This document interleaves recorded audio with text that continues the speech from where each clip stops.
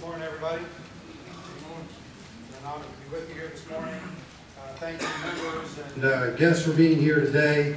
And I want to thank you for giving me the opportunity to speak to you about Common Core, something that there's certainly a lot of passion about on all sides of the aisle. As many of you know, over the past year or so, I have raised a number of concerns and asked numerous questions about the details of Common Core, some from exhaustive research by my staff, others from constituents themselves. Interestingly, very few of those questions have been answered directly. I've discovered, though, that through this process, that this issue is not Republican or Democrat or independent. It crosses all lines. It crosses all lines of politics and ideology. I've stated many times as well that I am not against standards. Quite on the contrary.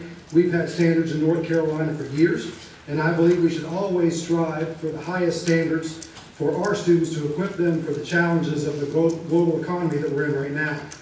Just over a year ago, I placed my hand on the Bible and swore to uphold the Constitution of North Carolina and the United States. I take that oath seriously, as I know that each of you do as well. And our state constitution is clear about providing a sound basic education to our children. And I know that each of you will agree with me that we want to go far, far beyond that and provide the best, most rigorous and competitive education in the world for our students. Why would we stop anywhere short of that? Why have we not already attained that goal here in North Carolina? After decades of standards that have all been penned as rigorous, career and college ready, how is it that Common Core is the new silver bullet of educational excellence in America? The United States Constitution, on the other hand, is silent on education. The 10th Amendment to the United States Constitution states that the powers not delegated to the United States by the Constitution nor prohibited by it to the states are reserved for the states respectively or to the people. Since education is not mentioned in the United States Constitution, it is clearly one of those powers reserved for the states. Thus, states have plenary or absolute power in the area of education. I believe the beauty of federalism is that we have 50 states that we can call innovation laboratories that will always find more creative solutions to the education challenges facing their states than any bureaucracy in Washington. Why would we in North Carolina, or any other state for that matter, abdicate our responsibility to the federal government or any unaccountable national trade association for the education of our students? Why would we endorse moving the power of education decision-making away from parents and local communities and place it in the hands of Washington bureaucrats? How many of you know a single writer of the Common Core standards? How many of you know how the Common Core standards were funded and by whom? Herein lies the problem. Not that Common Core is evil, not that Common Core has some hidden agenda to nationalize education. The real problem is that nobody is accountable for these copyrighted standards that we don't have the right to take and to change for the needs of our children. Who do we call when something doesn't work? Who do we call when there's a real problem with developmental inappropriateness? Nobody is accountable. You have heard Dr. Atkinson and others say that the copyright of Common Core does not matter. And then I say, why have the copyright at all? If these standards are not covered by copyright, then let the states exercise their decision-making authority and alter the standards as they see fit. Let us take what is good and keep it. Let us take what is bad and eliminate it. Let us take what needs to be improved and fix it. This is called federalism, entrepreneurialism, competition, and it is what has made America great. A one-size-fits-all approach to the educational standards is just plain un-American and just plain won't work in our diverse country. Bill Gates did not achieve his success and help transform the world of technology because he was common. No, he was exceptional. Malcolm Gladwell says he was in the right place at the right time to take advantage of his exceptional gifts and his inquisitive nature. If he was forced into an education system of common standards, he might just have been ordinary, not extraordinary. Apple, Steve Jobs, Dell Computers, Michael Dell, Facebook founder Mark Zuckerberg, they didn't achieve their success as entrepreneurs and leaders because they were common, and certainly not because they followed a one-size-fits-all education program.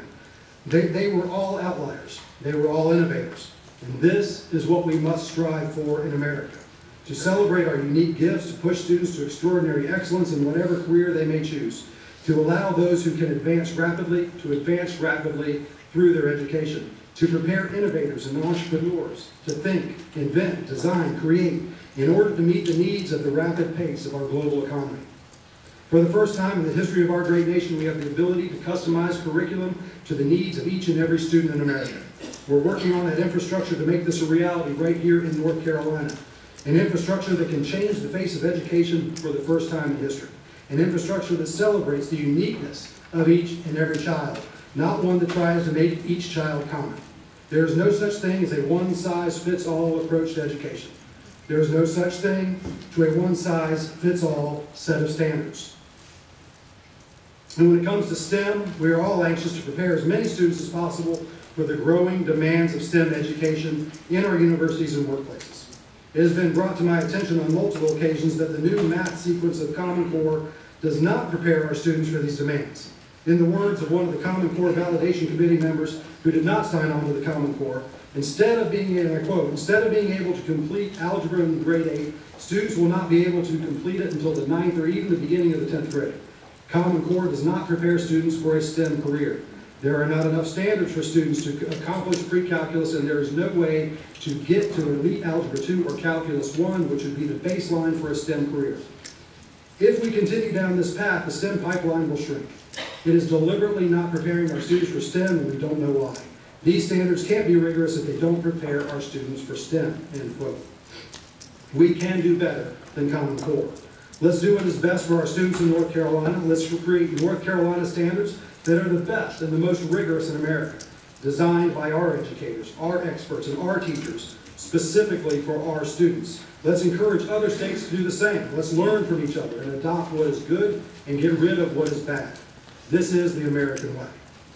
If today we were debating whether or not to accept Massachusetts standards, you would not hear any argument from me.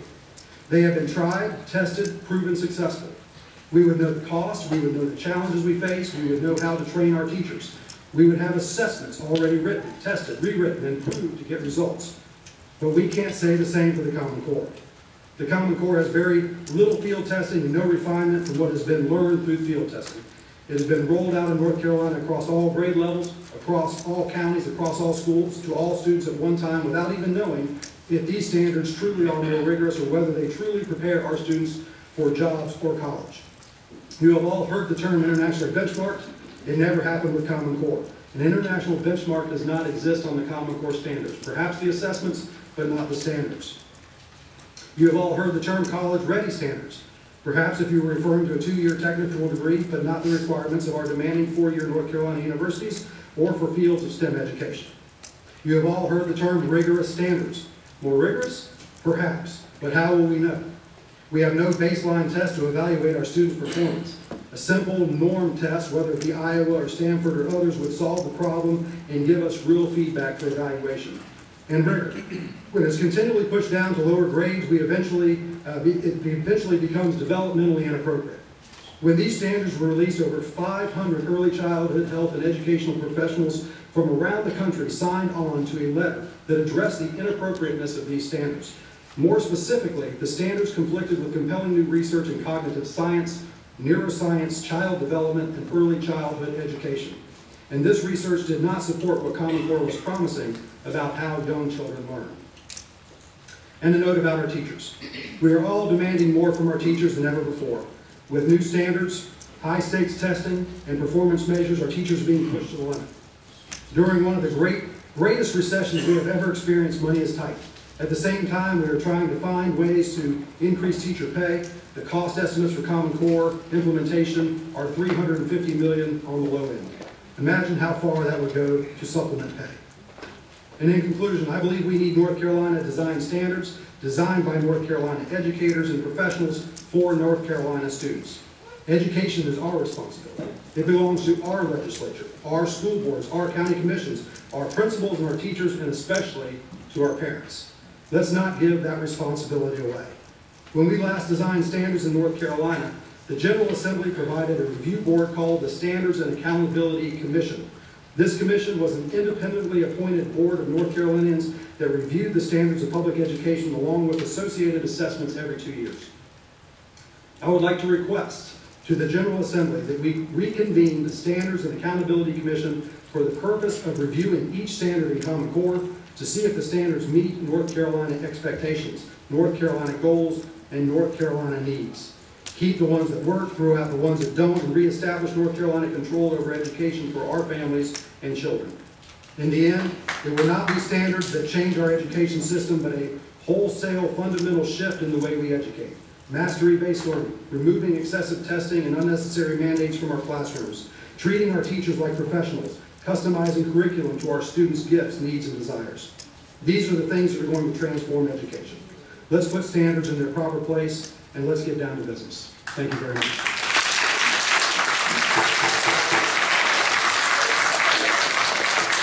Folks in the audience, I know that you may want to clap or have some reaction to, and Lieutenant Governor, if you can come up, we still have 5 minutes to let members have some Q&A. But we can't clap, we can't have outbursts and the affirmative or the negative, so if you can, just please sit quietly and listen. We just don't allow that here. Lieutenant Governor, you were amazing. You were 10 minutes right on the dot, so if everybody else can do that today, it'd be great. But we've got about 5 minutes for Q&A. Do the members have any questions for Lieutenant Governor? Over here. Senator Tillman. Thank you, Lieutenant Governor. You're saying what I've been hearing out in the district, and I've been traveling a lot, not only in Randolph and Moore County, but I've talked to a lot of people. When I first started hearing these concerns, it was from my friends on the right. I said, okay, all right. I thought it made some sense to make it North Carolina brand in the first place. But now I've got the soccer moms in Pinehurst and in Asheboro, and many of them are not on the right at all. They're on the left, and they have concerns, especially about some of the testing associated with this and some of the costs that you referred to that we've got to come up with if certain tests are mandated nationally. We've got nationally validated tests, Iowa Test of Basic Skills, NAEP, ACT, SAT, I can name you 10 or 12 that would work, that would not have as high a cost associated with it. So I'm glad to hear you say those things. And the idea of a blue ribbon standards commission, to me, makes a ton of sense. And I would certainly expect on that committee to have representation from the state board, state superintendent, and some teachers and some various interested people. But there, to me, Lieutenant Governor, I think what you said about North Carolina being able to be in charge of its own destiny is something that runs throughout the theme that I've heard a lot of people say. It's not that we don't have some very good standards, and some are tougher in the Common Core than we have. And I love that. And I know there are areas where we can toughen the standards, and I think we should do that. I know there's some age and grade inappropriateness in the early grades. I've talked to teachers, I've talked to about 100, and I've had 1 or 2 to tell me that they loved everything about it. But other than that, it's not that way. And I know we've spent a lot of money training. I know we've done a lot of money, and we don't need to totally invent the wheel, but we need to brand it North Carolina. And the first thing I would want us to do is change the name. Common Core gives me all kind of chills, and it has nothing to do with North Carolina Standards for Excellence. I think State Superintendent Dr. Atkinson would agree that that name Common Core ought never to have been used to start with. And it says nothing about North Carolina Standards for Excellence. But I appreciate your comments, and thank you for what you had to say. I know you've been into this for a good while. Thank you, Senator. Now, Senator Tillman, you know I love you, and I got to pick on you a little bit. When we're in Ed Oversight, you're always telling folks to be brief. You took about 3 minutes there to ask that question, so I just wanted to let you know. What time it was, I thought you said build a clock. I just wanted to pick at you. You know I love you. But Co-Chairman Suchek and then Senator Daniels. Thank you, Mr. Chairman.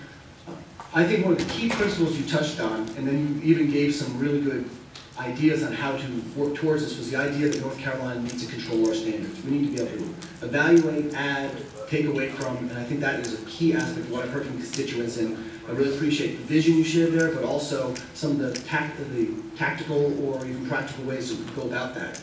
The question I have is, maybe you may be able to know this just from this time you've spent in this. If not, we may ask it to other professionals later down. But you talked about, and this is a great concern, that we adopted standards that the tests we were going to have, evaluations, making sure that how teachers are going to teach them, how students were going to learn. It didn't seem like those evaluations really took place in an effective way. And you mentioned that.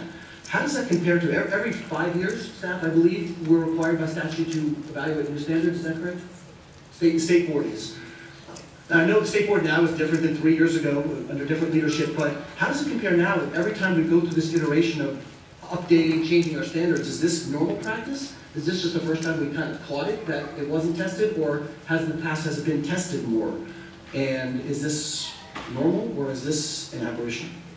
Great question, Senator. I think that this is more of a wholesale approach than we've had in the past. You know, we've changed standards in the past where we've kept similar assessments, or had to update assessments. We didn't have to change the entire methodology but behind the way that teachers teach and the way that entire curriculums are rolled out, or doing that without textbooks or without curriculum, as many of the teachers that I run into on a regular basis. I run into teachers who say, on some hands they say we've been trained very well, and on other hands they say we haven't been trained at all. Some will say, yeah, I have the tools that I need to do my job. Other teachers say, I don't have any tools at all. And so I think it's this wholesale approach now that we have standards we're dealing with. They're trying to figure out a new teaching methodology of the integration of Common Core into everything. It's not just math and English language arts now, because it integrates into all other subjects, whether we are adopting the other curriculum or the other standards as well. So it's already integrated. So the teachers are trying to figure out how to do this, and then they're doing it without curriculum. They're having to go out onto Facebook and having to go out to the internet to find their curriculum to be able to teach their students. And there's just so many things going on. I kind of call it the perfect storm. And so I think that's why this one is so much more complex than they've ever been in the past. So we've got Senator Daniels and then Representative Pittman. We're already running a little over time on this, so we got to, again, get out of here in about 2.5 hours. So if you can keep your questions very brief and answers brief as well. Senator Daniels. Thank you, Mr. Chairman, and thank you, Lieutenant Governor, for being here today and sharing your thoughts with us. I know you've done some exhaustive research on this subject, and that you could probably, share that with us over a period of an hour or more. But one of the things that's concerned me about just the debate over Common Core is, you have people that say, well, some say it's age inappropriate, some say it's not, some say, or it is, some say it's internationally benchmarked. Some say it's not. So I guess I want to just direct a specific question to you. Based on your research on the issue of international benchmark, what do you think is accurate in that debate? Is it internationally benchmarked or is it not? Well, I think a simple question to ask is which countries were these assessments, or these standards internationally benchmarked against, and what is the specific benchmark? If we lift up and say, well, we have the TIM study that is done based on the assessments that come from our testing every year, well, that's one thing. That's from an assessment. That's not the standards themselves. What was sold in the beginning with Common Core was that these standards were to be internationally benchmarked. Even in the application that we put forward, in the second Race to the Top application for it, it said, we're accepting these because you're saying that they're rigorous and they're internationally benchmarked. I haven't heard from anybody yet today, other than the assessments themselves being internationally benchmarked. Of course they are. They have been. With the other things have been benchmarked internationally. That's what assessments do. But the standards themselves, when the standards are written, how are they benchmarked against other nations? What was that process, and who were those countries? And to date, I've asked that question many times to many people, and I've never gotten an answer on it. So I think that question is still up in the air. Maybe other folks who are here today can help shed some light on it. Senator Pittman, is your question quick? I hope so. Quick as I Okay. can. Lieutenant Governor, just two quick things. I received a phone call last night indicating that a lot of teachers who might otherwise be willing to come will not be coming to my town hall in Common Core next Tuesday out of fear for their jobs. The other thing is that I keep hearing and reading that Common Core, as it's being done and with the pressure from the federal government, actually violates 3 federal statutes. And I wonder if you'd like to comment on those 2 things. Well, I talked about the Constitution in and of itself, and to date, there has been no push from the Supreme Court to say that the federal government in and of itself has anything to do with it. And I think the argument can still be made that this comes from the trade associations, from the Governors Association, the chief executive officers of education. So that's fine, but the federal government does have lots of roles that they play in this, whether it's through the Race to the Top grants and the ability to attract people to Common Core through large sums of money and that sort of thing. That set aside, the teacher thing, I've met lots of teachers who just don't like Common Core. They have their challenges with Common Core. They certainly have their challenges with the assessment process with Common Core and how they're getting assessed and those types of things as well. I haven't met many teachers. I've had a handful, but not many teachers who are very favorable towards it. Maybe that's just the circles I run in. Maybe that's just where I go and speak. But I've had lots of teachers contact us in lots of different ways who are either not happy with the training they've had, with the curriculum, their ability to get the curriculum, their ability to put together a comprehensive package to be able to teach this well. So whether that's training or teaching or whether that's the standards, I really don't know. I couldn't give you a clear picture. Thank you. Thank you, Lieutenant Governor. Thank you for being with us. And members, if you have any other questions, I'm sure he'll be happy to answer them for you by email. Next up, we have